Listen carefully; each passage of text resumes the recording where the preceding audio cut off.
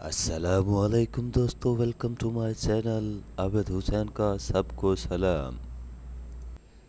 अब मैं जो आपको दिखाने जा रहा हूँ आपने अपनी ज़िंदगी में कभी नहीं देखा होगा, जिसका नाम है कंचा नवाज शरीफ। ये आजकल बच्चों को डराने में बहुत ही अहम किरदार अदा कर रहा है। हरामी हो बेटा। और मैं अब आपको दिखाऊंगा डोली फैशन, जो फैशन के नशे में चूर हो चुकी है।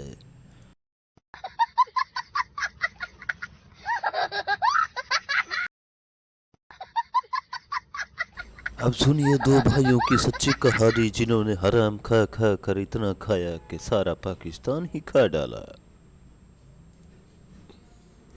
वाह क्या सीन है।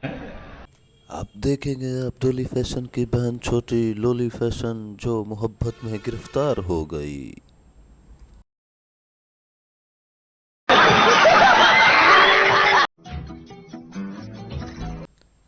इसी तरह अपनी ज़िंदगी में हमेशा मुस्कुराते रहिए, खुश रहिए, किसी को टेंशन नहीं देने का। ज़िंदगी में टेंशन देने का ही नहीं, सिर्फ और सिर्फ हंसने का, मुस्कुराने का, पाकिस्तान बर्बाद होता देखने का। कोई आवाज़ नहीं उठाने का और मेरा चैनल सब्सक्राइब करने का। सलाम अलैकुम। हरामी हो बेटा।